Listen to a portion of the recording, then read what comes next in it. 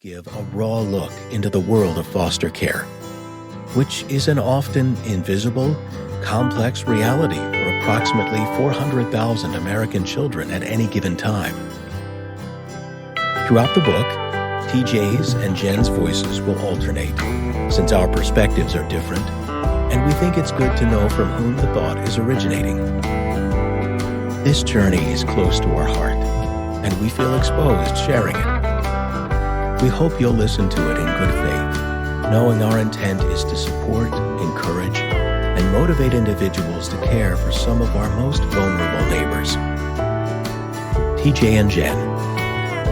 This book is a work of nonfiction, with names and identifying details changed to maintain confidentiality.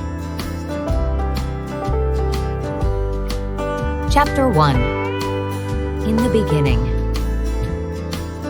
There are risks and costs to a program of action, but they are far less than the long-range risks and costs of comfortable inaction. John F. Kennedy. Jen. I propped up in bed at 4 a.m. as a swaddled 10-pound baby suckled down her bottle, taking split-second breaks to breathe, and I smiled down at her. Upstairs, 2 preschoolers who kept me going at full speed throughout the day now slept soundly. Down the hall, 2 middle schoolers snored, whom I'd wake up in less than 2 hours to start their rush to the bus. When my husband TJ had called me at 10 the night before, I had asked him what he thought about our Little Mermaid theme for the kids' Halloween costumes.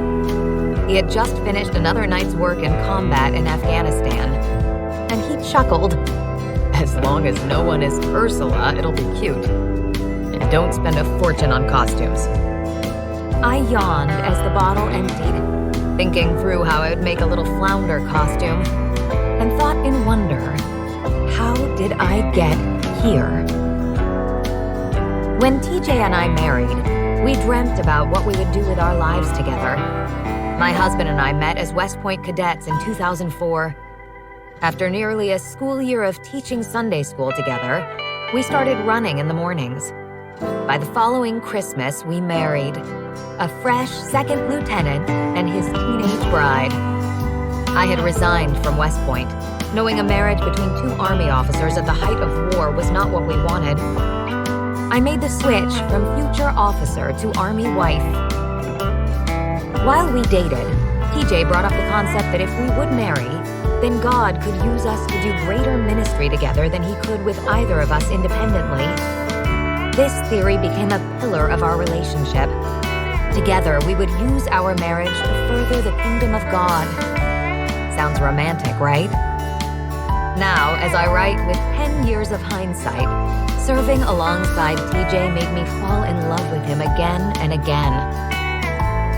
After we married, we brainstormed how I should spend my time, since I essentially ripped up my 10-year plan when I left the military academy. I highly valued public service, and once the activity surrounding the wedding and honeymoon tapered off, I felt eager to embrace a new adventure. I took classes to finish my college degree in counseling, but I felt out of place and wondered what my role was. More importantly, I wondered if this idea of leveraging our marriage for a greater good could really work. TJ. Jen and I married in the midst of my time in flight school. Learning to fly helicopters while also figuring out how to love my wife was about all I could handle. I spent my days scaring instructor pilots with self-created flight maneuvers, and my evenings with Jen, romantically memorizing emergency flight procedures together. I expected to deploy for at least a year to Iraq or Afghanistan shortly after graduating flight school, so we embraced this season of relative calm. Just over 7 months after our wedding day, we moved to a new post and linked up with a group of fellow Christians who really challenged me on the concept of discipleship. Discipleship is nothing more than trying to help Christians grow in their faith, to become disciples of Jesus Christ. Prior to this season of life, I made little effort to help others become more like Jesus. I read the Bible and believed it, but I had not intentionally practiced